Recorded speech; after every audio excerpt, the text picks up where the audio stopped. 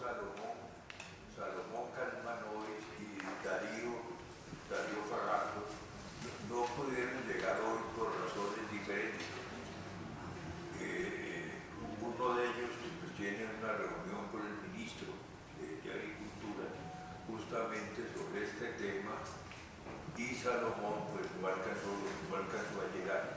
Entonces queremos excusarlo. Sin embargo, como yo había preparado como moderador unos puntos de discusión, pues vamos a enunciarlos y a aprovechar que están aquí dos académicos, Diego Otero y Consuelo Humada, pues que ha trabajado en este tema, ha trabajado en el tema para discutir el tema de hoy. Esto hace parte de un ciclo que hemos llamado implementación de los acuerdos de paz, que va a tener 4 temas: reforma rural integral, que es el tema de hoy; reparación de las víctimas, que va a ser el 30 de este mes, con la participación de Consuelo Ahumada y Marta Nubia Bello; justicia especial para la paz, de Cesario Rocha y de Jaime Casas, y con la moderación de Gustavo Zafra. Y también tendremos una cuarta presentación el 13 de junio, que es la dimensión territorial del posconflicto, propuesta de un indicador sintético de vulnerabilidad municipal, que va a ser presentado por el académico Edgar Mucay, que acaba de llegar en este momento. Nosotros ya hemos hecho 2 foros. El primero fue en el año 2014, que se llamó Propuestas Postconflicto en lo económico, territorial y social, del cual salió un libro. Ahora estamos preparando un segundo libro que va a salir en un plazo de 2 meses, donde hay 21 contribuciones de académicos, de diferentes academias, de la academia nuestra, de la academia de ciencias, de la academia de medicina, sobre el tema. Entonces voy a plantear los puntos pues, que yo tenía preparados, que denominé problemas sobre la reforma rural integral, punto 1 del acuerdo. Entonces voy a hacer un enunciado de 8 puntos, que son los que nosotros vamos a discutir. Primero, freno a la implementación de los acuerdos entre el gobierno del presidente Santos y las FARC. Ese es el primer punto. El segundo tema que yo tengo es lentitud e inoperancia en la restitución de tierra y una situación de violencia en muchas zonas de Colombia. Ese es el segundo punto que yo personalmente considero fundamental. Tercer tema, pasos de tortuga en las medidas de perfeccionamiento de derechos de propiedad, catastro y uso de baldíos. Ese es el tercer tema que yo creo que se debería discutir. Cuarto tema, conflicto entre las CIDRES y las zonas de reserva campesina que no ha sido resuelto. Esto es algo que se ha planteado casi desde el inicio de la negociación, y hay en el fondo dos interpretaciones distintas del acuerdo que no se han podido resolver y que impiden en cierta manera que haya una visión, digamos, nacional del punto 1. Ese es el cuarto tema. Conflicto por la nueva ley de tierras, principalmente por el tema de acumulación de baldíos. Ustedes saben que el nuevo proyecto de ley que ha sido preparado por el gobierno tiene dos partes. Tiene una primera parte que son los aspectos instrumentales que se llaman, lo que han llamado, y yo no veo que sean tan instrumentales como es la parte, digamos, del catastro, legalización de tierras, etc. Esos son los, para mí, yo no los llamaría instrumentales, sino básicos. Y el segundo tema es la parte ya, digamos, central, que es quiénes van a ser beneficiarios de la ley. Entonces ahí entra otra vez el conflicto CIDRES y zonas de reserva campesina. Sexto punto, campaña presidencial de 2018 y prioridad que tiene el acuerdo de paz.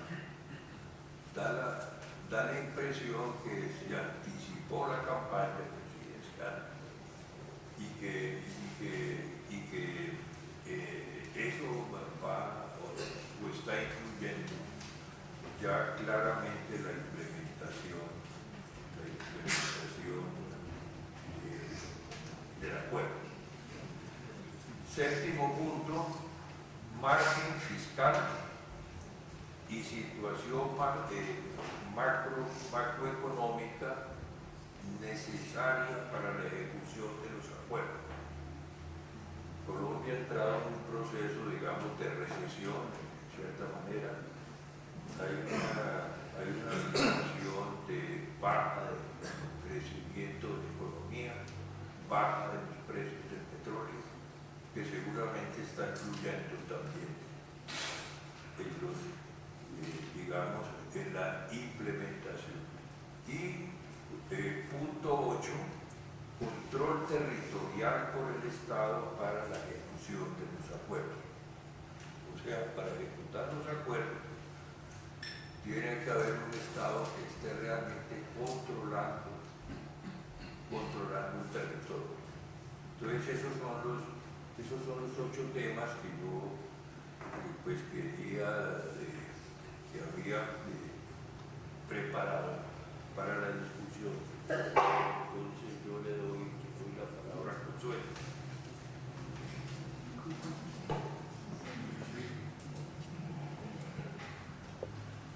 Bueno, buenas noches a todos.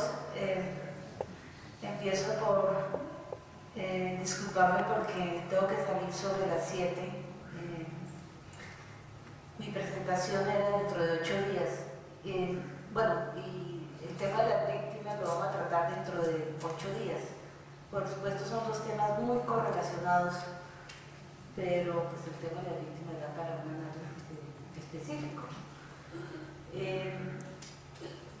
Son muchos temas, pero están muy articulados, por supuesto, están muy articulados a los acuerdos de paz.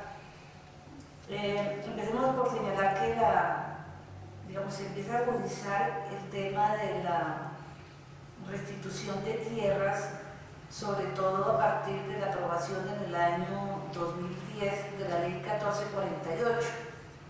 Esa ley es la Ley de Víctimas y Restitución de Tierras. Vamos a mirar más en detalle con el tema de las víctimas, pero también tiene respecto a restitución de tierras. El Estado que está tomado tiene sus oficinas diferentes y buena parte de la restitución buena parte de la reparación de las víctimas es la restitución de tierras, que si uno se pone a mirarlo, es un conflicto, es quizás el aspecto más de fondo del conflicto armado colombiano y del desacuerdo y digamos la polarización que se ha dado en torno a los acuerdos de paz, tanto en su primera versión como en la versión que se da cuando se pierde el plebiscito y el gobierno recoge las observaciones principales de los que accedieron a hablar en torno a los puntos de oposición al acuerdo. Este punto se concentra de manera prioritaria, aunque los otros puntos también son 6 puntos del acuerdo, es la reforma rural integral. Salomón Calmanovic lo ha trabajado mucho y bueno, tendremos que reprogramarlo desde su charla porque tiene una postura muy clara sobre el tema. Entonces, arrancaríamos pensando que es muy importante tener en cuenta que digamos, en el fondo de todo hay un conflicto político muy claro que se expresa en el control de tierra. Edgar plantea como uno de los puntos el tema de la contradicción en torno a la ley de tierras que está presentada por el gobierno y que presentó el director de la Agencia Nacional de Tierras, Miguel Campbell, y que generó hace muy poco tiempo, tanto al debate, una gran controversia. Dándole cumplimiento o supuestamente dándole cumplimiento al primer punto del acuerdo, que es la redistribución de un fondo de tierras para restituir la tierra que fue confiscada a los campesinos o tierra objeto de despojo en la mayor parte del país, pero en unas zonas muy específicas, zonas baldías. Entonces, frente a eso, la postura que se opone a esa ley dice, bueno, no, pero es que esto es confiscatorio, es una propiedad privada, no se reconoce ni siquiera la gran concentración de tierra que hay en el país, que según datos está en el punto 87 del coeficiente Gini, o sea, es mucho más grande la desigualdad en cuanto a la tierra que incluso en cuanto a la riqueza y al ingreso. Entonces el punto de controversia es qué es lo que se va a repartir. Y es un punto de controversia porque es que los baldíos están apropiados y están en manos de los sectores que en muy buena medida aprovecharon el conflicto armado, todo este periodo largo de conflicto armado, para ir incrementando su propiedad y jugando también con otra cosa que es pues, que en el caso de Colombia hay que resolver, ya lo mencionaba también Edgar, con un punto clave que no es solamente formal, por supuesto, una cosa de fondo, es el catastro multipropósito, que a pesar de las objeciones de los del no, quedó ahí. El catastro establece la posibilidad, digamos, es el control mínimo que debe tener el Estado sobre los predios, que no lo hay, pues, para saber de quién es la propiedad realmente, no quién la está usufructuando, sino de quién es. Y otro efecto muy claro es el tema de los impuestos. ¿Sí? En Colombia no pagan impuestos los predios, los grandes predios no pagan impuestos. En Colombia pagan impuesto predial fundamentalmente unas pocas de las ciudades grandes, ni siquiera todas. Entonces es un tema de fondo. Entonces la oposición va en ese sentido, pero el gobierno, digamos, la oposición va por ese lado, pero también va por el lado de quienes se oponen a las CIDRES, que es es un proyecto que hace aprobar el gobierno, una ley que hace aprobar el gobierno hace un año más o menos, y que establece la propiedad de concentrar la tierra en manos del capital nacional y capital extranjero en algunas zonas, para darle las ventajas a estos, capitalistas, a los que se les otorga en concesión de que desarrollen algunas zonas como la Antillanura, como los Montes de María, como el Chocó. O sea, es un conflicto muy complejo el que se está dando, incluso la propuesta del gobierno, que es cuestionada, ¿sí? Porque se va a legalizar la utilización de los baldíos por parte de estos sectores. Ese es el proyecto del gobierno y bueno, se va a hacer el fondo de tierras que contempla el proyecto, que eso es positivo, ¿sí? Tiene una posición muy fuerte por parte de los sectores que no quieren ceder y que están de acuerdo con que se haga el catastro y que se formalice la propiedad, que es uno de los puntos clave. Cuando uno mira este primer punto de reforma rural integral, realmente es muy interesante. Es decir, uno lo lee en detalle. Yo he estado trabajando pues con mis estudiantes y es bastante interesante porque es integral, es decir, tiene una serie de cosas que contemplan una deuda histórica del Estado con regiones. Por ejemplo, las vías terciarias. Otra discusión es cómo le quitan la plata a la investigación para las vías terciarias, pero las vías terciarias se necesitan, por supuesto. Es decir, los habitantes de las zonas rurales no se van a beneficiar de las 4G. Esto es para los grandes inversionistas y demás. El habitante de la zona rural, recordemos ahora el Chocó en paro desde hace 2 semanas, están en condiciones de que no pueden ni siquiera salir a transportar sus productos, mucho menos acceder a servicios básicos, servicios sociales estratégicos básicos. Yo hice un trabajo que voy a presentar la próxima semana de esto, que es la ley de víctimas de restitución de tierras de la población en Vera. Los en Vera que estaban en Bogotá. El gobierno de Petro, yo como trabajé con el gobierno de Petro, pues yo hice parte de esa comisión de un grupo que integramos para mirar a ver cómo resolver el problema, acompañarlos de regreso a su tierra en la tierra histórica tradicional de los Embera Cativos, en el caso del Chocó, Embera Chaní, en el caso de la zona limítrofe de Risaralda, y tuve oportunidad de mirar el tema de la tierra, que tiene un conflicto también enorme, porque ahí el conflicto es entre, digamos, el resguardo histórico que ellos tienen y la Anglo-Gola Chanti, ¿sí? Que tiene, pues, está explotando la mina que está en el subsuelo es propiedad de la nación, ¿sí? Entonces están sacando el oro y buena parte de los que estaban aquí vinieron huyendo del conflicto armado, pues por supuesto de todo el Chocó. Al Chocó le ha llegado, lo hemos visto ahora, lo hemos evidenciado ahora con este largo paro, pero uno lo ve, es decir, el tema ya es más que necesario, digamos, cumplir con estos acuerdos. Entonces uno mira, por ejemplo, les decía, el tema de las vías terciarias, el tema de la salud, que es muy complicado. Entonces, si el Chocó no tiene un hospital de tercer nivel, ¿sí? En ninguna parte, es decir, para salir de ahí tienen que ir a Medellín, no tienen que ir a la zona, me imagino Pereira, a la capital, porque las zonas cercanas al Chocó tampoco lo tienen. Imagínense la complejidad de resolver un problema de salud. Está el problema de educación, que tiene, por supuesto, mucho problema, y entonces esto es como un retrato de lo que le espera a las demás regiones. Pero hay otro, bueno, el primer problema que planteaba Edgar al comienzo, freno a la implementación del acuerdo.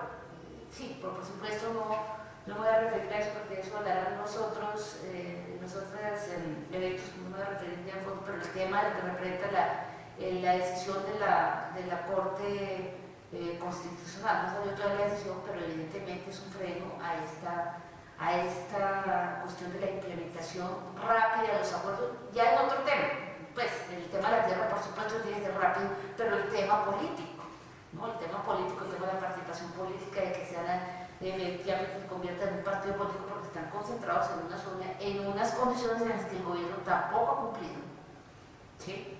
Porque estas zonas no tienen en general servicios básicos como agua y mucho menos salud y otras cosas. Entonces eso por supuesto plantea una complejidad adicional.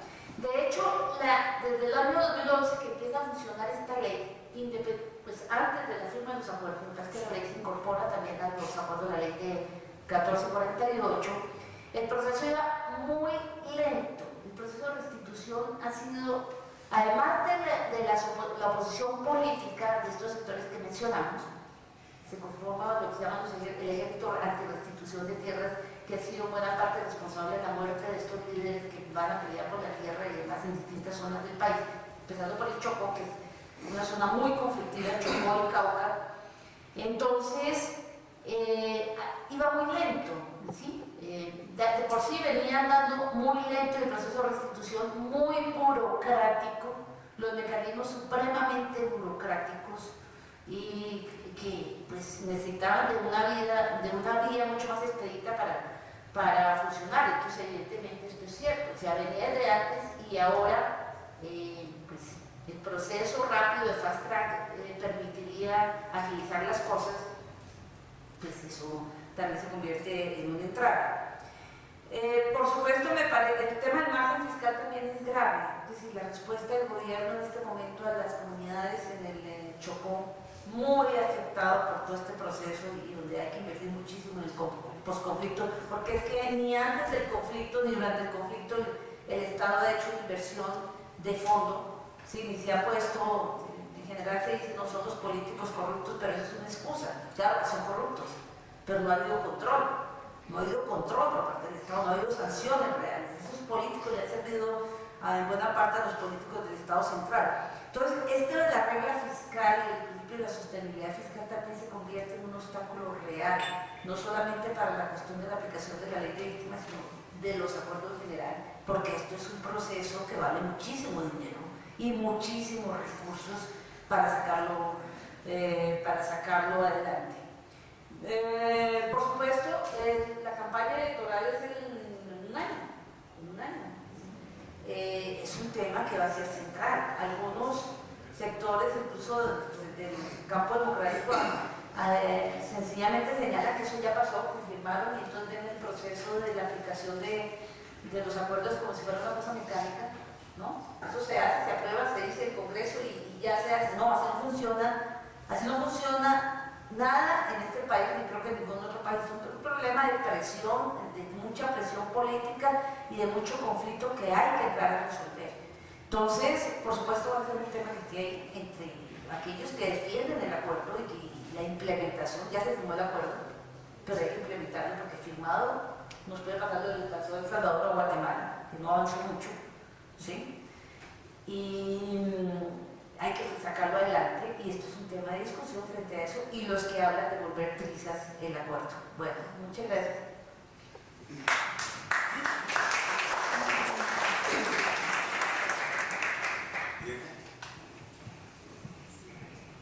Buenas noches. Bueno, esto me tomó sorpresa a mí. No creo que sea yo la persona más indicada para reemplazar a Salomón Cabo y Darío Fajardo en estos temas de agricultura, pero tengo algunas ideas, de todas maneras, que comentar así de una forma improvisada. Mire, la tierra ha sido el problema de Colombia siempre. Esto no se ha podido resolver. Si uno mira la historia, ahí encuentra todo el conflicto de la tierra, desde que comenzó la conquista española, cuando llegaron los conquistadores, pero lo primero que hicieron fue repartir la tierra. Claro, en esa época era grave porque era un continente vacío.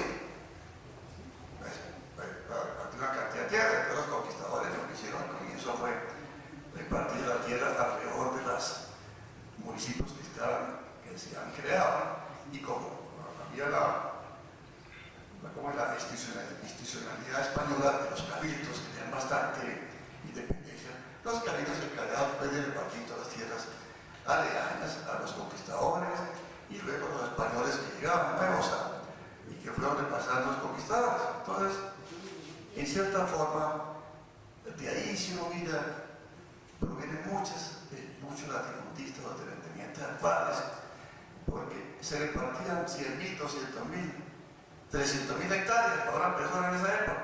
No importaba, porque era un territorio abierto.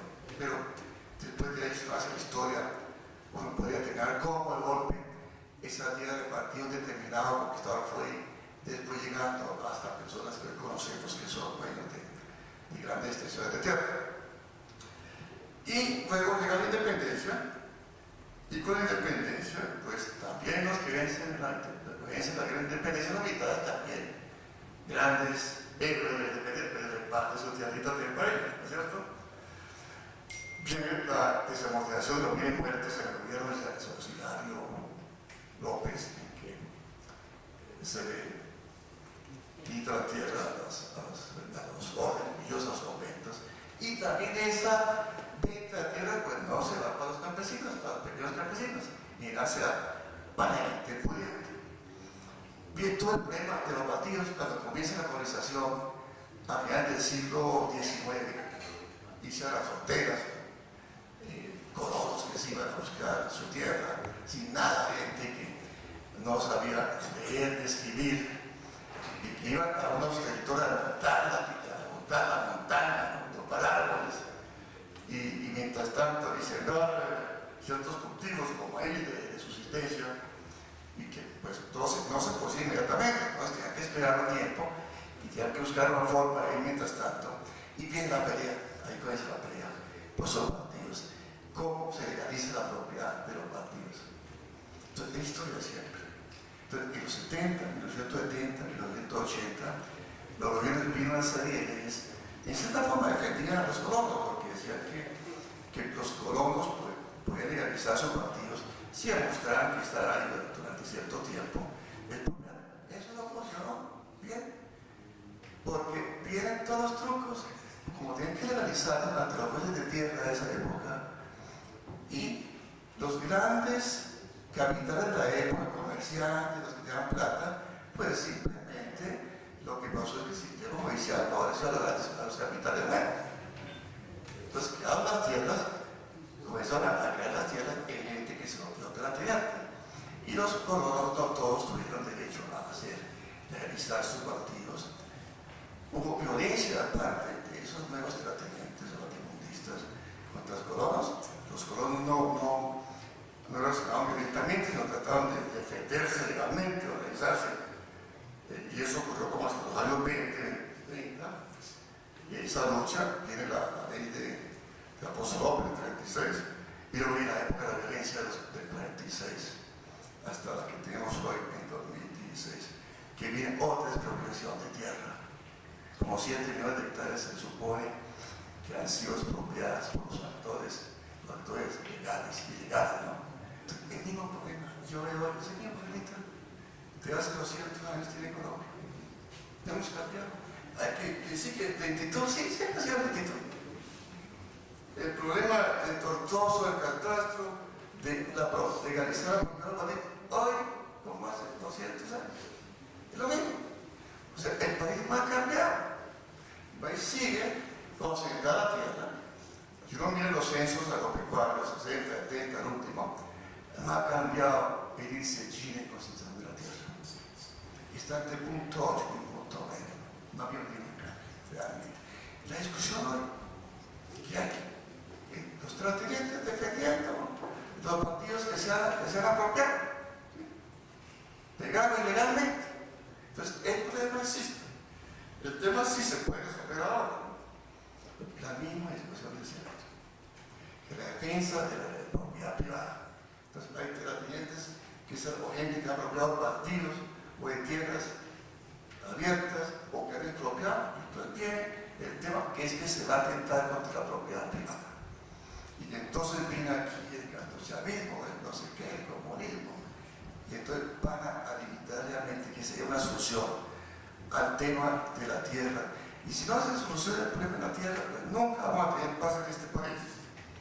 Ahora, desafortunadamente, este proceso de paz, o esta firma de acuerdo consiguió cómo va a tener situación económica del país, para complicar las cosas. Porque no es lo mismo un país con crecimiento de 6-7%, que un país que hoy, este año, se supone que no pasará de más de 1,5%. El Banco de la República dice que 1,8% en la última estimación. Eso va a ser por debajo. Ya en el primer semestre dio 1,1% anualizado, para que analizado. Cuando uno mira el crecimiento del trimestre de este año, o sea, ¿cuánto creció este primer trimestre? Decreció menos 0,2%. Eso nunca lo cuenta. Siempre presentamos el trimestre avanzado. Entonces, ya el primer trimestre está pésimo. No veo el segundo trimestre para que sea muy bueno, no veo por dónde. Las ventas de comercio están caídas, totalmente. El tema de la construcción se ha caído.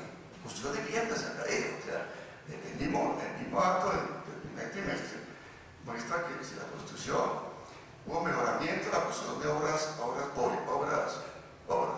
civiles, pero que es la construcción de vivienda todo cayó fuertemente, pero fuertemente, como 7.7%. Entonces, no hay ese camino por el lado de la vivienda, solamente que en la construcción el lado de las obras civiles. En minería, minas y carteras, pues la producción de petróleo ha caído. Es que la producción de petróleo ha caído, lo más grave. Porque en esta época, según el plan de desarrollo de Santos, en esta época debería estarse produciendo 1.200.000 barriles por día. Estaban produciendo 847.000 barriles por día. Pero eso fracasó, es decir, tanto Uribe como Santos, el primer gobierno de Santos, que estaban basados en el sector minero energético, eso fracasó. Mire, uno sabía, los que estaban metidos en el tema energético minero, saben que los precios subieron. Los precios del petróleo nunca van a estar por arriba. Que suben, pero ese mismo aumento de los precios del petróleo hace que disminuya la demanda y que entren los proyectos nuevos. Y eso hace después, el petróleo es así. Nunca tuvieron en cuenta aquí la historia de los precios del petróleo. Entonces ya el sector minero energético no es fuente de crecimiento. Como olvidamos la agricultura y la industria, eso no se puede retirar inmediatamente. Lo que usted de no considerar durante 30, 40 años, no lo levanta en 2 años. Eso toma tiempo. Entonces nos enfrentamos desafortunadamente a varios años más. Este año, 2017, va a ser malo, porque se entra por ahí si acaso, de 1,5% si acaso. Y el otro año no pasa a 2%, 2018. En 2019, por ahí 12,5%.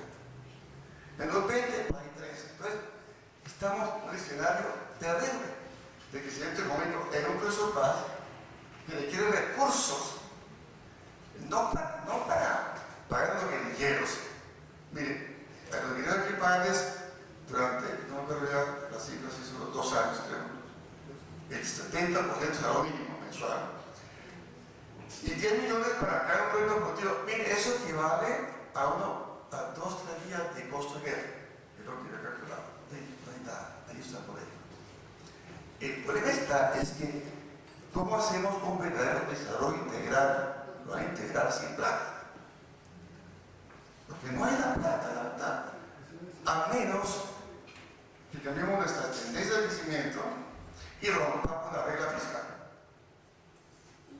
Esa regla hay que romperla. Yo nunca estoy de acuerdo cuando está discutiendo en el Congreso de la República el tema de la regla fiscal. Yo pido a los opositores de la regla fiscal para limitar el crecimiento del país y especialmente en épocas de crisis. Miren, en épocas de crisis hay que olvidarse las reglas fiscales. Para Estados Unidos estuvo en crisis 2008-2009. Mire, el déficit fiscal de Estados Unidos subía 7, 8, 9%. Y hoy está, y crecieron, recuperando la economía, invirtiendo, gastando plata. Hoy el déficit fiscal está por debajo de 3, en caso para por 3%. Entonces, eso es un gran limitante, desafortunadamente, para el proceso de paz, porque hay que cumplir. O sea, hacer un desarrollo integral, hacer lo que no se ha hecho en 200 años. ¿Sí? De atender el campo. No solamente legalizar tierras, distribuir tierras a los campesinos que la quieren tener para producir, legalizar tierras. Pero eso, pues, ya sabemos que no simplemente darle tierra a la gente, sino hay que darle toda una serie de infraestructura que la quiere. Entonces, se requiere vías rurales por cantidades, o sea, porque van bien vías terciarias, por cantidades se requieren, porque el campo para que progrese, pues tiene que tener buena infraestructura de cómo sacar productos. Se requiere salud para la gente del campo, se requiere vivienda para los campesinos también, vivienda. Se requiere buena educación, se requiere investigación agropecuaria que se acabó en el país. Se requiere riego, campo más llenos, es decir, si hay verano, miren, que no tenga una forma de acumular agua, sí, se acabó. Y le digo yo que yo de experiencia, pues yo tengo mi pequeña finca, no soy terrateniente. ¿Sí? Tengo una pequeña finca, me considero un mediano propietario, y yo sé lo que pasa. Mire, si cuando hay sequía, es terrible. O sea, uno en el campo aquí vive pendiente, depende del tiempo. Si llueve o no llueve, es impresionante. Si no llueve, terrible, porque entonces, ¿cómo riegan las plantas? Y si llueve mucho, es bien problema porque entonces vienen las inundaciones. Y aquí no estamos preparados para nada en el campo. O investigación, claro, no necesita investigación. Asistencia técnica, que den contra el manejo de plagas, contra el manejo de malezas, de enfermedades. No existe en Colombia eso. No existe. Y eso requiere plata. Es decir, lo que no hicimos en 200 años, nos toca hacer hoy aceleradamente. Y eso requiere plata. Eso no se hace con buena voluntad. Y entonces, como decía, nos tocó desafortunadamente esta reforma, esta paz, este pueblo paz, y la época de vacas flacas. Y la única forma europea es sacar con la regla fiscal. Y propuesto hacer otras reformas estructurales, no como dicen los conservadores. Reformas estructurales, yo digo, en eso tengo una diferencia. Cuando los liberales hablan de reformas estructurales, ellos entienden otra cosa. Cuando los que no somos liberales hablamos de reformas estructurales, decimos otra cosa. Por ejemplo, un sistema tributario verdaderamente equitativo. Que se les cargue más a los ricos que a los pobres y a los medianos. Que un catastro, legalmente, parte del catastro, legalmente. Mire, la gente no va a aceptar que se actualicen los catastros, y es necesario actualizar los catastros. Pues una forma de comenzar a la ley del campo. Pero un catastro que cobre uno progresivamente, no como el hoy, no. A ciertos tamaños, 2%. Si pasa a otro tamaño, 3, 4, 5, 6, 7%, así. Y lo mismo, un sistema tributario para empresas escalonado. No la tasa flat para utilidades que 5, 30%, no. Depende del tamaño de las utilidades. Hay que ignorarlo, más en otros países del mundo. O hacer control, impuestos a la riqueza de utilidades. Impuestos realmente utilidades destruidas, pero verdaderamente utilidades destruidas, no con el cuento de la reforma tributaria ahora, que si usted recibe utilidades destruidas, le pone una empresa, ya no le corre impuestos. No, eso no puede ser. Otras, se tiene, por ejemplo, un verdadero plan de evasión fiscal. Se encanta toda la vida, pero verdadero plan.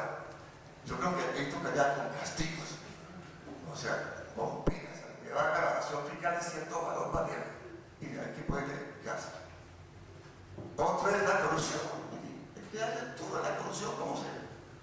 En toda la batalla. Entonces, hay plata para hacer todo lo que queremos, pero si hacemos estas reformas que son diferentes, estructurales, en el sentido de que no somos liberales, ¿no?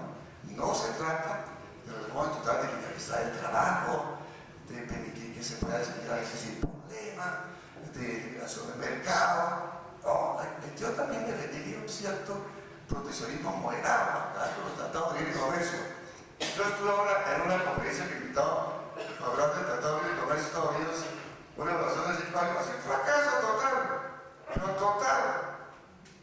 De un superávit, porque digamos que estaba un déficit comercial. Antes del Tratado de Libre Comercio, nuestras exportaciones eran de 96 productos tradicionales y 4% no tradicionales. Hoy lo mismo, no ha cambiado. No ha cambiado nada. Entonces, eso también hay que revisar esos tratados de libre comercio. Entonces, tenemos por esto que el tema agrario es fundamental en Colombia. Es el tema que da lugar a los conflictos internos en este país, especialmente en el siglo XX y el siglo XXI. Y me da miedo porque la justicia siempre ha estado a favor de los poderosos. Muchas gracias.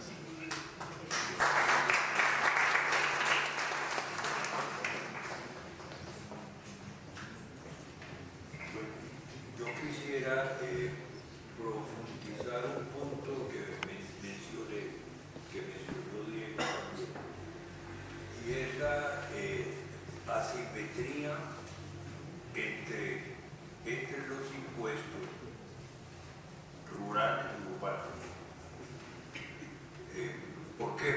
las ciudades, principalmente las ciudades grandes, Bogotá, Medellín, Cali, posiblemente Barranquilla y Bucaramanga, tienen sus catastros urbanos actualizados, ¿no? Pero a nivel rural es un grado de desactualización total. Entonces, además, digamos, de apoderarse de los bandidos en la zona rural, no quieren pagar impuestos. Pues entonces, ¿de dónde va a salir el dinero para hacer un desarrollo en el campo también? Aquí tengo algunas cifras que yo tenía o que yo tengo compiladas en mi último libro, y es que el 1 de enero de 2013, la actualización catastral municipal cubría el 29% del total de ciudades y o municipios en lo urbano y 35% en lo rural. Y en términos de predios urbanos y rurales, los porcentajes eran 75% urbano y 42% rural. Entonces los consejos municipales, principalmente de las ciudades intermedias y de los municipios pequeños, pues muchos de esos consejos están controlados justamente por los dueños de la tierra, que impiden que los catastros se actualicen. Yo creo que para mí ese va a ser o es ya un punto fundamental, digamos, del proceso de paz. Entonces eso lleva a que no se puedan subir los catastros, ¿no? Actualizarlos, ni subir la tasa digamos del catastro, y que las reformas tributarias en el orden nacional se concentren en el IVA, cada vez más en el IVA. Entonces eso es un punto fiscal pues, que hoy es fundamental para poder, digamos, sobrepasar la crisis. Bueno, entonces ahora yo pues quiero llamar a la participación de ustedes. ¿Qué preguntas tienen o qué comentar sobre este tema?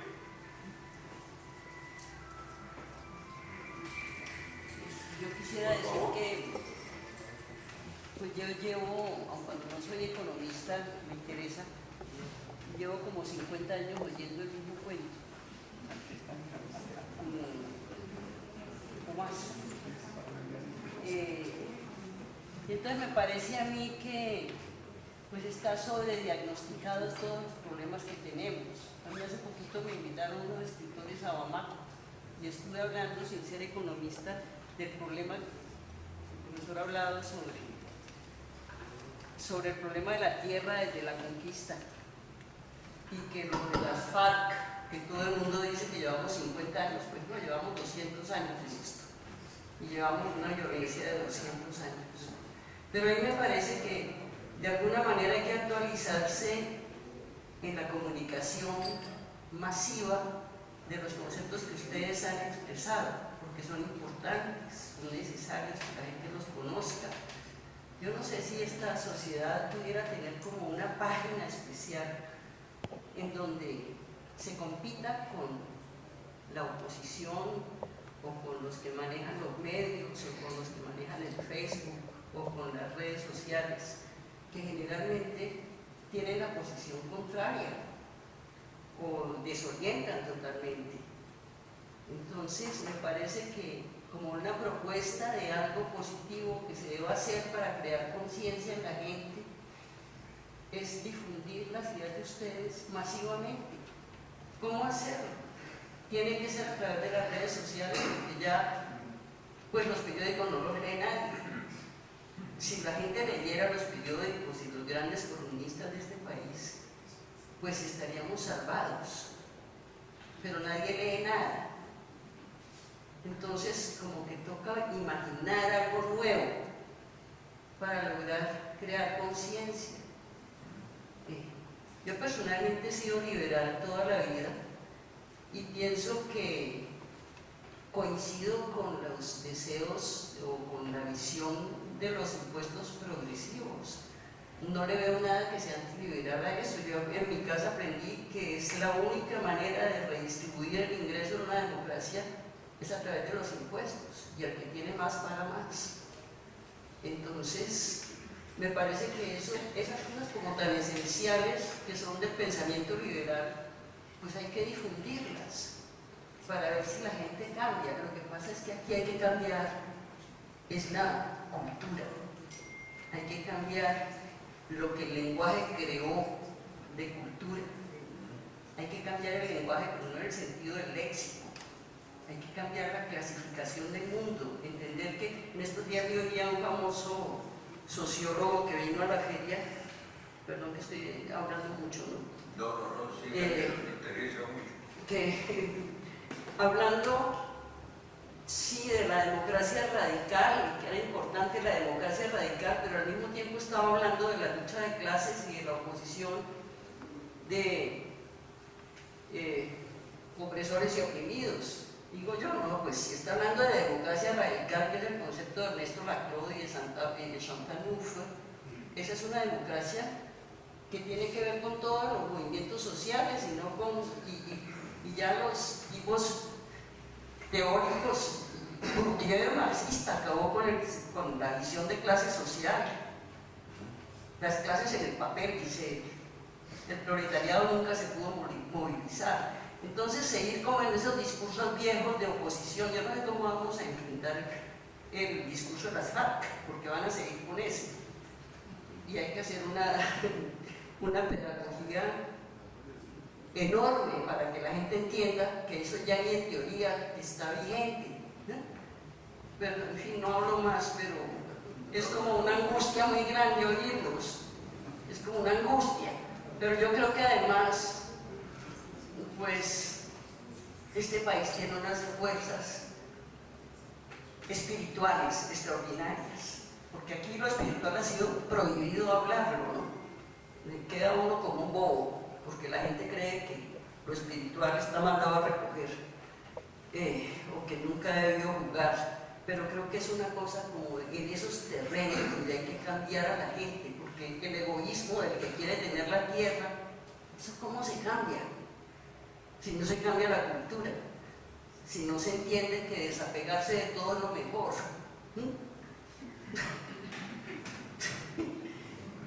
Mejor dicho, perdón, y no más.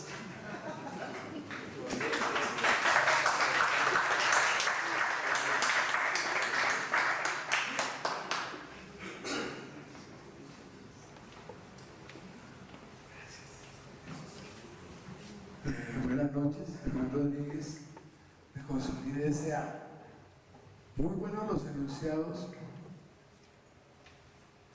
el refrescar en el casi que en el cuerpo calloso estos temas de la cultura colombiana, la cultura impuesta, tienen que, pues yo que trabajé en procesos de reforma agraria en la década de los 60, se hubiera querido que por lo menos se hubiera hecho referencia de que las instituciones que se crearon en ese momento específicamente estuvieron orientadas después de la modernización del Estado con la ley 1958, con base en la condición esta francesa, que medio trató de modernizar esto, pero no logró que los señores feudales se repartieran con sus hermanos las entidades y los ministerios, y siguiera el feudalismo con otro contexto.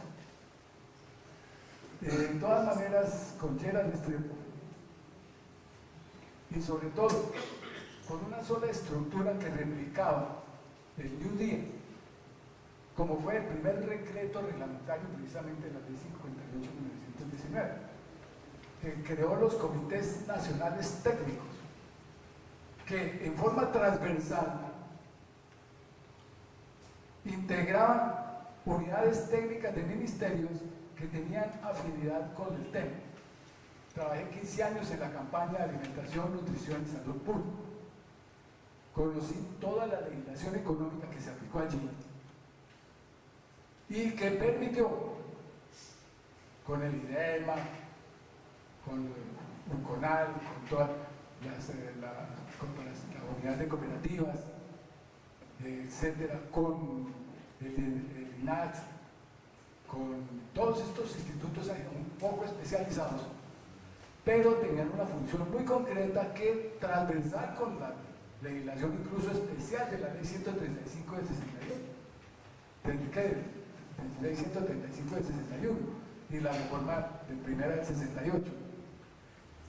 Esa estructura nos permitió desarrollar la producción agrícola de la cual éramos casi autosuficientes.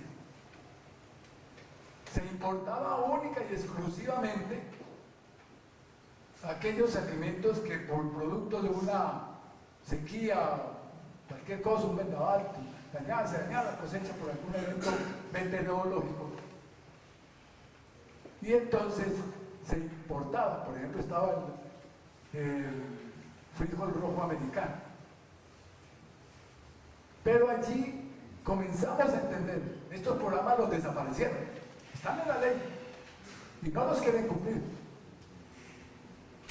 Y soy uno de los románticos exigiéndole a la Corte, ahora con precisamente los señalamientos de la Corte Interamericana por la mortandad de niños en la comunidad del Guayú y de las madres especialmente, pero que es en todo el país, según los mismos informes de bienestar familiar hoy, pero no se acuerdan del capítulo 3 de la legislación que llama campaña, alimentación y nutrición y salud pública, y que los 8 artículos 52 a 58 señalan cómo esos ministerios deben integrarse en un comité nacional técnico y sus unidades específicas hacer los programas operativos de PINA en zonas especiales.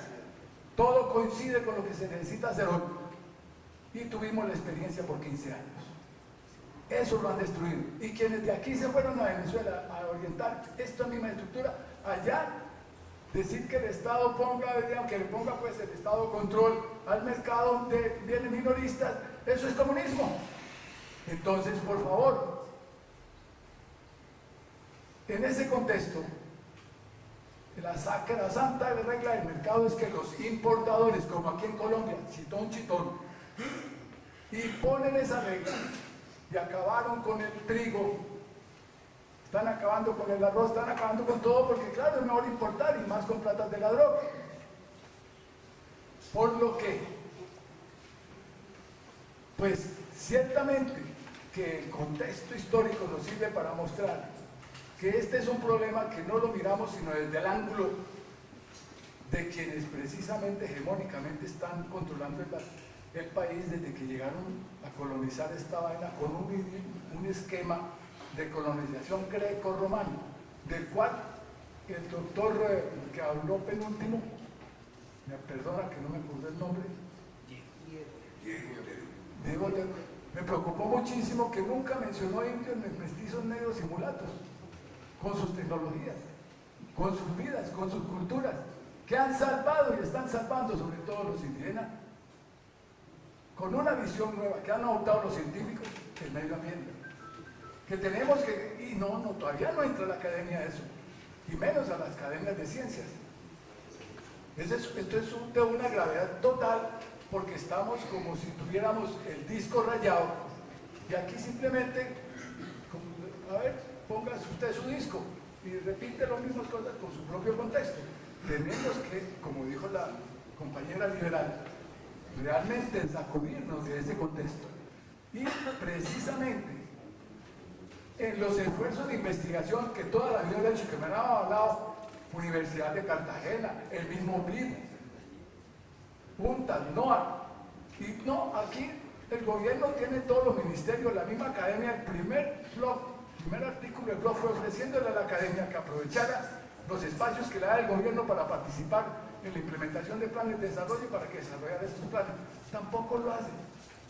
¿Alguna explicación? La una que me dice es que no hay unanimidad, y cuando se opone uno, por ejemplo, cuando subió Uribe con un discurso bonito para después engañar, entonces no, la academia y la universidad y todo el mundo antes se pusieron a apoyar a Uribe, se fueron a apoyarlo en todas partes y a dejar que hicieran todo lo que deshizo. En ese contexto yo sí creo que debemos darnos cuenta de que todo aún se acaba más. Anoche no nada más el presidente nombrando a un superintendente financiero, ahora él no puede destituirlo. ¿Por qué? Porque esos convenios que violan el artículo 227 de la Constitución son inequitativos. Y nadie se queja de eso, ni demanda siquiera ante la Corte, pues ya sabemos que la Corte hace lo mismo. Nadie demanda precisamente toda esa gama de neoliberalismo de decisiones que lo llaman ya hoy con mucho eufemismo la oferta, hacer la guerra con la ley. Y entonces ya pueden hasta traicionar al gobierno que nombra creyendo que le va a apoyar la política siquiera dentro del marco de la ley, y no. Ahora han precisamente bombardeado con el primer tema que señalamos aquí, la Corte Constitucional. Se opone a una política de Estado, a un artículo 20 de la Constitución, y no, como son uribistas, hay que permitirles hacer y hacer eso. Mi nombre es Álvaro Solano de Granado, doy las gracias a la Sociedad Económica Amigos del País. Una pregunta bien concreta para los expositores.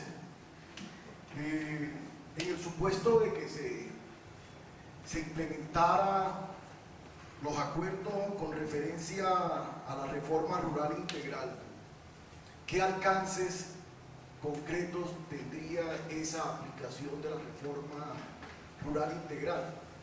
Escuché personalmente al exministro Juan Camilo Restrepo en el lanzamiento del libro de Marco Palacio sobre tierras, y se habló mucho sobre la ley de víctimas y restitución de tierras, y cada vez que me comentaba que cada vez que se hablaba en Colombia de restitución de tierra, reforma agraria, pues, o derechos humanos, hay una serie de asesinatos, de matanzas, de genocidios. Eso es, digamos, la constante histórica. Entonces, vale la pena en la difusión, y por eso, digamos, hay que hacer estos foros, pero hay que ir más allá de estos foros. Como la señora lo planteaba, utilizar las redes sociales para dar conocimiento de los verdaderos alcances de los acuerdos, de la implementación para estos acuerdos de paz, que tienen una gran dificultad en el terreno económico y en el terreno político, pero a la vez el ministro de Salud, en una entrevista que Álvaro García le hacía, él miraba con preocupación la cantidad de líderes campesinos asesinados por defender o por reclamar sus tierras. Es decir, se vuelve y se repite la historia. Entonces, ¿qué hacer ante este panorama y con la indiferencia de la sociedad colombiana? Seguimos indiferentes, 70 y pico de líderes asesinados, y sin embargo parece que no pasará nada. Muchas gracias. Muy bien. ¿Quieres responder? O sea, yo defiendo pues una reforma integral, que dependería una reforma agraria que hace falta en este país. Eso es casi que es tema vedado, ¿no? Eso es terrible. Hablar aquí de reforma agraria, eso es vedado, casi que es peligro de muerte. Pero se necesita hacer aunque sea la reforma normal integral que eran los acuerdos de la paz.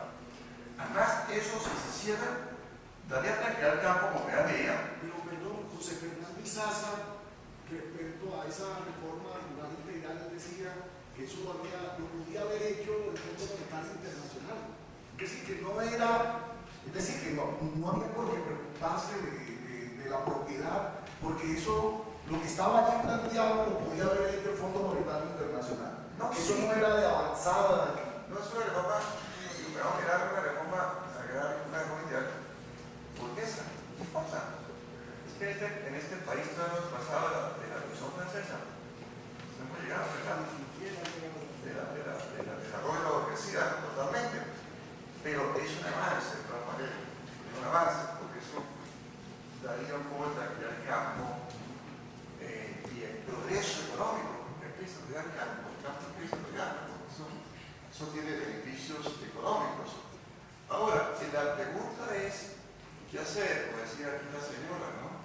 Me llamo Cecilia Balcázar. Cecilia Vargas, yo decía, Cecilia. desafortunadamente, le contestaría sin general, no, los liberales ya no son liberales.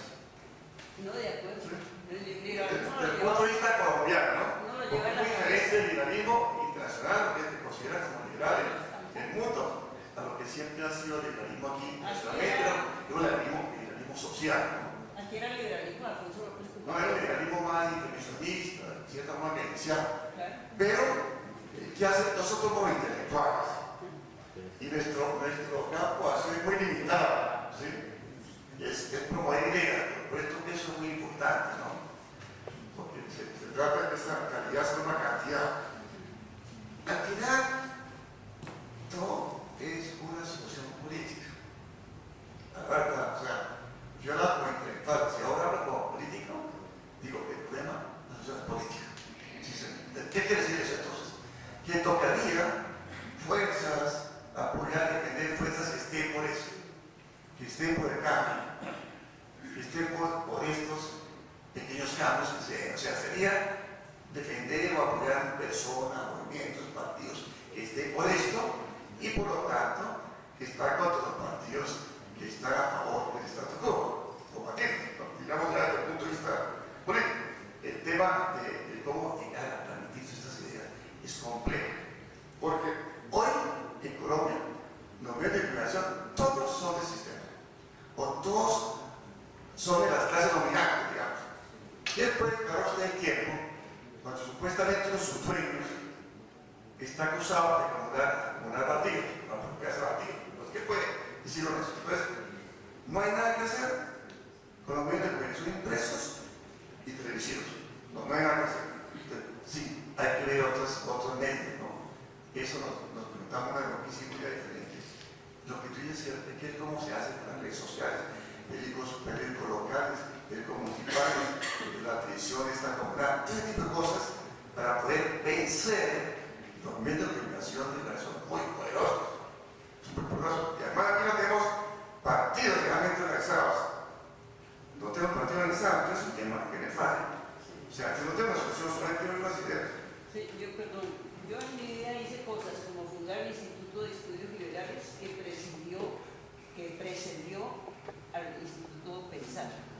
Yo como mujer me metí en la política, eso qué cosa tan dura, pues me tuve que salir de ahí, porque ¿cuál es la posibilidad de entrar en con ideas que yo considero liberales, nuevas y revolucionarias?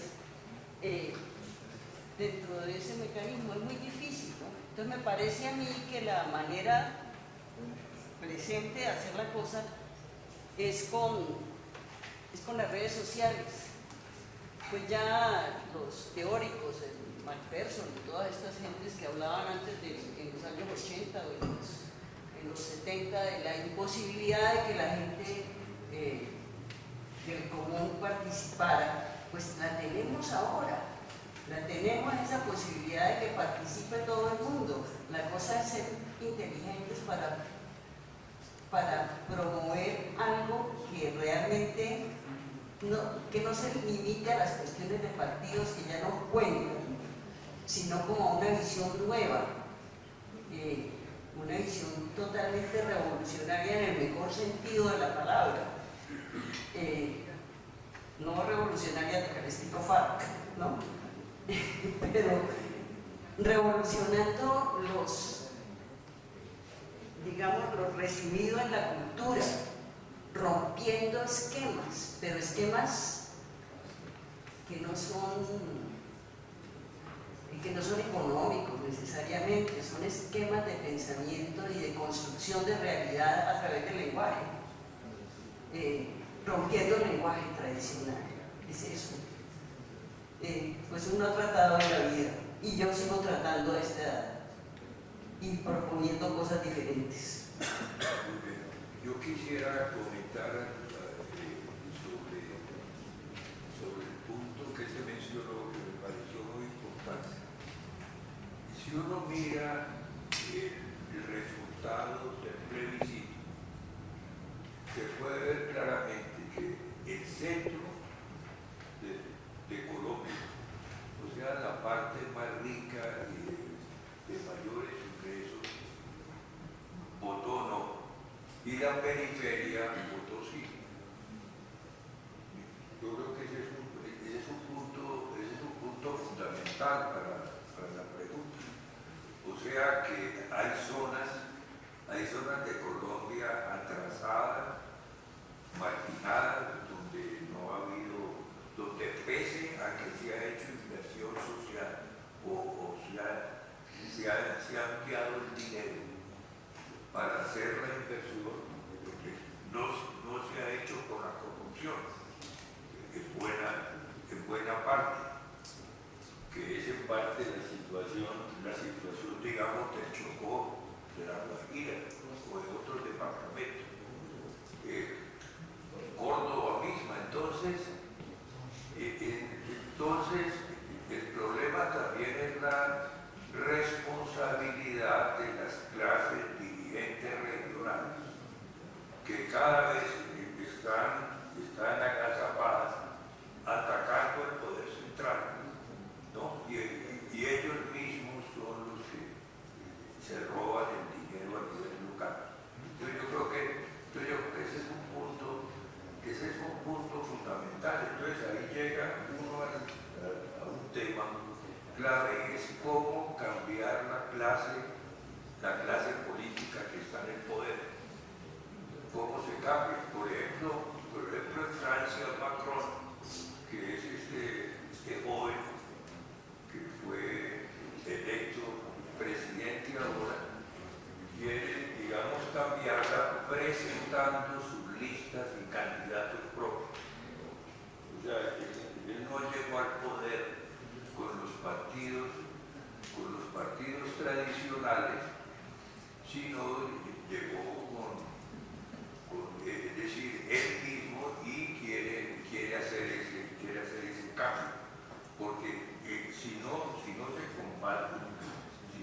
combate la corrupción y el clientelismo, pues se seguirá con el mismo juego de siempre.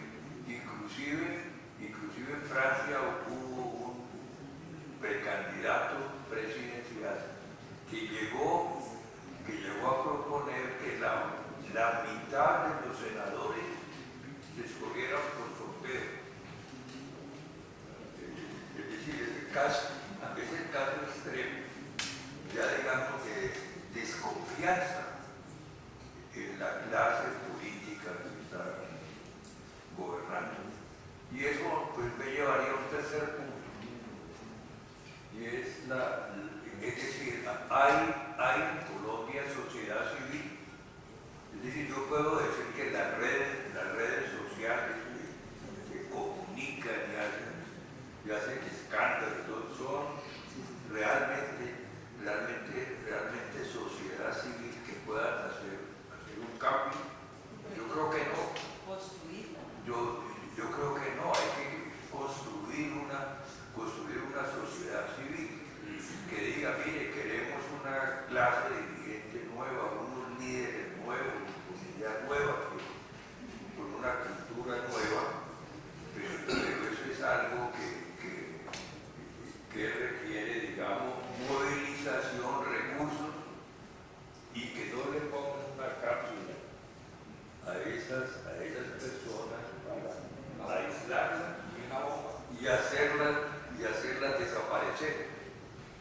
Entonces yo creo que los comentarios me parecen a mí muy interesantes, y su comentario también de la cultura, porque hoy uno, digamos, a nivel mundial, yo diría que hay tres formas, digamos, de lucha. Una es la vieja lucha de clases que ha desaparecido. La otra es la lucha, digamos, de los sentidos. O sea que el 0,1% se apoderó de la mitad del ingreso mundial. Hoy 60 personas tienen, digamos, un patrimonio igual a la mitad de la población mundial. Y hay un hecho nuevo que ha surgido, que es la lucha multicultural. O sea, ya no se hace a través, digamos, de los conceptos de ciudadanía, sino de los conceptos, digamos, de raza, sexo, diferentes formas de competencia que reemplazaron el concepto de partido y de ciudadanía. Humberto. Una anotación sobre un tema que me preocupa y al que puede ser un poco infidente en el trabajo que venimos haciendo sobre esta materia en la Universidad Javeriana. Yo quisiera llamar la atención sobre lo siguiente. Cuando abordamos este tema, solemos referirnos al hecho de que ya desde los años 30 estamos intentando en Colombia resolver el problema agrario y siempre todos estos intentos han desembocado en violencia y en la imposibilidad de resolver el problema. Esto nos hace creer que el problema sigue siendo el mismo que a comienzos del siglo XX o a mediados del siglo XX o a comienzos del siglo XXI. Lo que nos ha ido mostrando estos enfoques que estamos ensayando es que ahí hay problemas que sí tienen una raíz muy antigua en la historia colombiana, pero hay otros que son absolutamente contemporáneos. Y particularmente cuando nos preguntamos en qué consiste, no tanto en cómo, sino de qué estamos hablando, en qué consiste cuando hablamos de reforma rural integral, de reforma agraria integral, qué es lo que estamos intentando integrar precisamente. Y resulta que aquí el problema es bastante diferente si se trata de las regiones antiguamente integradas a la economía ni siquiera nacional, porque es que aquí economía nacional, cuando llegó Kerry, lo primero que puso el presidente Kerry cuando hizo el plan de fomento económico, que aquí no había la economía nacional, que aquí había una serie de economías regionales que además tenían un comportamiento monopólico. Y parte del problema ha sido que nunca hemos podido integrarla en nuestro mercado nacional en este país con claridad. El Estado Nacional es lo primero que nos teníamos que preguntar. ¿Qué tanto tenemos integrado eso que llamamos Estado Nacional? Porque resulta que el problema es completamente distinto si estamos hablando del problema indígena en el Valle del Cauca, que tiene su raíz precisamente en la colonia y en las instituciones coloniales del resguardo.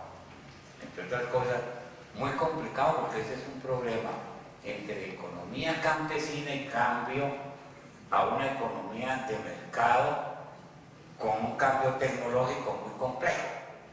Entonces los campesinos indígenas han terminado dependiendo de instituciones coloniales. El resguardo se inventó para reducir a los indígenas precisamente. Y la justicia esa que llaman indígena la inventaron los encomenderos a través de los curas doctrineros precisamente para que el cacique castigara a nombre de la corona y del encomendero a los indígenas. Y hoy ellos lo reivindican con su propia cultura, su propia justicia y su propia forma de propiedad.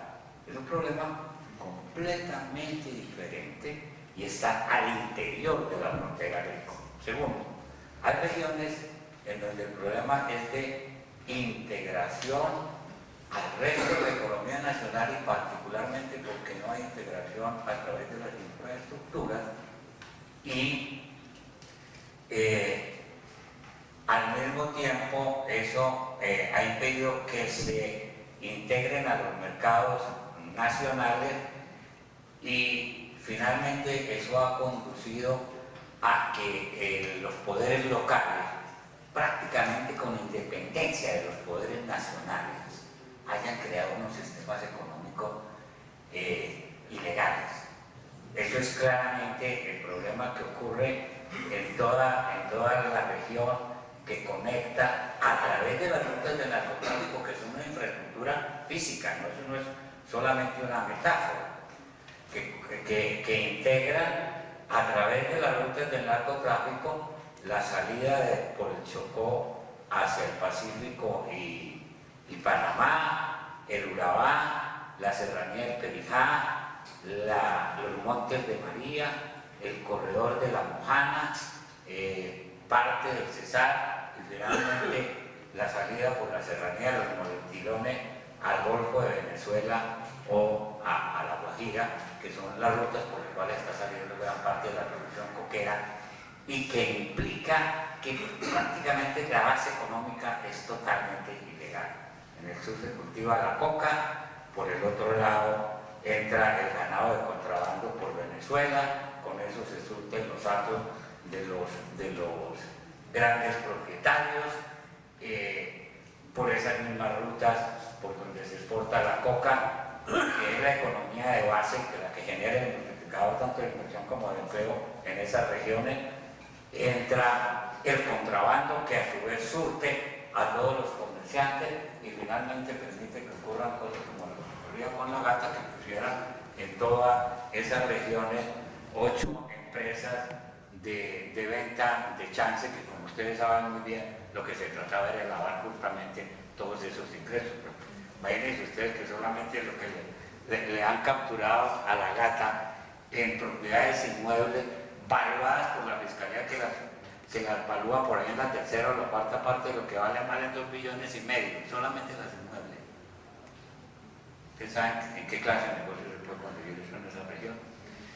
Y finalmente hay las regiones de expansión agrícola, en donde la economía tiene totalmente una base económica exportadora, que es la coca, y en donde la gente apoya completamente a los grupos armados que las defienden justamente de la intervención del Estado. Por aquí la gente no ha podido entender que el enemigo de un coquero es el Estado y que por eso ellos están dispuestos a desarrollar todo un sistema con militares, etcétera, propios y formas de gobierno propias que defienden esa economía. Yo no sé si la gente ha logrado entender por qué hay mucha gente preocupada en muchas regiones de este país porque se va a la paz. Pues porque se va la autoridad y se va el factor del poder que es capaz de integrar por fuera de esta economía en la que nosotros vivimos, la otra economía que maneja también sus propias cosas. Les doy un ejemplo. Nosotros estuvimos hablando largamente con una raspachina que nos decía, pero es que yo trabajo 3 meses y saco 15 millones, yo voy a la ciudad donde tengo a mi familia, cada 3 meses les dejo 15 millones y me vuelvo a trabajar. ¿Cuál es el campesino en este país que puede hacer eso? Bueno, entonces yo creo que aquí hay que preguntarse un poco de qué es lo que estamos intentando integrar. Aquí lo que hay es varias economías que interactúan, sí, pero que son economías diferentes y que tienen bases económicas diferentes. Y que por consiguiente, si se van las FARC, ahí aparecerán otras fuerzas paramilitares que garantizarán el funcionamiento de esas economías mientras no entendamos justamente cómo es preciso hacer esa integración y esa transformación económica que necesariamente son entre economías muy diferentes. Por lo menos en este caso yo lo que he querido llamar la atención es, por lo menos estamos hablando de 3 economías diferentes. Hacia esa dirección, y lo quiero felicitar, avanza usted en su último libro. Me parece muy importante. Muy bien, Víctor. No, simplemente que lo que tú dices sobre es muy importante, porque efectivamente un país que la integración como que difícil todavía, ¿no? En muchos sentidos. Social pues le falta mucho, ¿no? Integración social es impresionante, pero te voy a contar una cosa, todavía nos falta integración física. Mire, yo estaba en el Departamento Nacional de Relación en 1928 y ahí hicimos una cosa que se llama Plan de Integración Nacional. Claro, estamos mirando desde el punto de vista físico, no estamos integrados en nada. Realmente no había integración, mire, no había una vía buena que comunicara Bogotá con Medellín o con la costa atlántica. No había vía que conectara Pasto con Tumaque, así, no está. El país totalmente desintegrado. Y comenzamos a hacer una serie de vías. Hasta 1982-83 se inauguró la carretera Bogotá-Medellín. Imagínate. Ahora, la integración de que no había acá, sistemas eran separados. Eran integraciones departamentales, ¿cierto? Solamente en los 82 pudimos hacer un triángulo de comunicar eléctricamente el país, hacer un sistema centralizado que pudiera dar la idea de por qué existe el país a todas partes en 1982-83. Imagínate. Y hoy todavía hay funcionarios del país que están integrados físicamente. Entonces, y por lo tanto menos socialmente, ¿no? Entonces, es un problema todavía del país que nos falta completar esa integración social y física. Todavía nos falta mucho para eso. ¿Ves lo que dice? De comunicación. Por el caso de todo, o sea, nos falta todavía avanzar mucho. Yo digo, a partir de los 80 comenzamos a hacer una integración física. Oiga, es que es demasiado tarde. O sea, 1980, ¿no? Que a mí tocó vivir eso. Yo todavía yo descauno, si no son bogotanos, o si son de otros departamentos, probablemente ¿qué regiones de su departamento no están integradas? Que le faltan vías.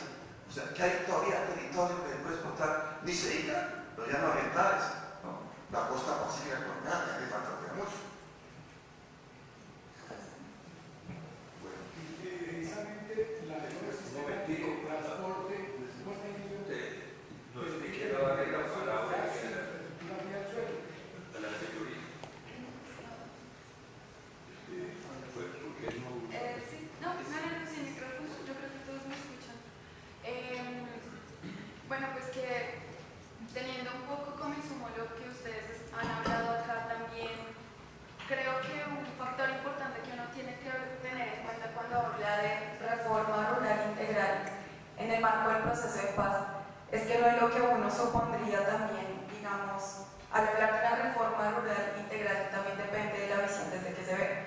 Y si nos enmarcamos en la visión bajo la cual se hicieron las negociaciones del proceso de paz, sí queda mucha tela por cortar, quedan muchos desafíos que precisamente el acuerdo no es la panacea, sino supone precisamente unos nuevos retos que requieren el compromiso, como ya se ha hablado, político, institucional, también de los movimientos sociales, para no quedarse en eso, sino poder trascender. Porque si uno revisa los acuerdos de ese punto, tiene una visión, como decía, es una reforma burguesa, pero más allá de burguesa también es bastante limitada en cuanto a que no genera transformaciones, digamos, de base, ¿sí?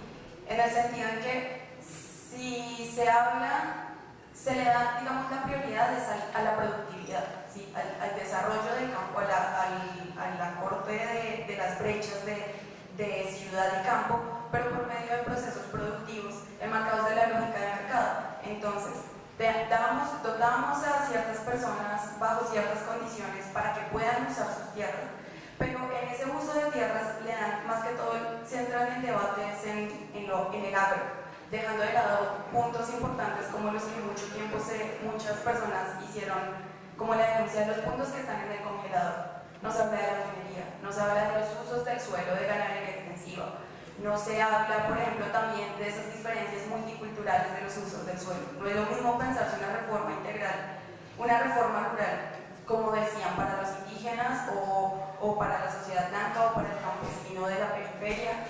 No más ahorita con los indígenas, el problema, por ejemplo, en Corinto, tantos líderes asesinados por un reclamo histórico de tierras, el proceso de liberación de la madre tierra implica que no se les conoce sus tierras históricamente. ¿Y qué pasa? Con esto no se está atacando ni a las concepciones de propiedad privada, ni a los limitantes que imponen también las leyes de ordenamiento territorial. Y en ese sentido nos atan de manos en que nos mueven en un mismo marco jurídico y en un mismo marco administrativo. Que si no, o sea, teorizando pues se puede hablar muy bonito de una reforma integral, pero si no se atacan esas estructuras administrativas no se puede lograr efectivamente en ningún campo. Entonces yo creo que el reto también está precisamente en no conformarnos en lo que quedó pactado, digámoslo así, sino eso son apenas unas pequeñas bases y seguir exigiendo cada vez más esa recuperación de los territorios que realmente ataquen a las maneras tan desiguales de acumulación de la tierra. Bueno, yo quisiera comentar algo sobre ese punto que a mí me parece fundamental, y es que se requiere, pues para mí, una política nacional de ordenamiento del territorio, porque en este momento se está ordenando el territorio, que es a nivel municipal, pero no hay esa visión global del país, donde se digan y se definan los usos del suelo. Es decir, hacer el verdadero mapa de Colombia, porque el verdadero mapa no es el que nosotros vemos, sino qué mapa futuro se desea para Colombia.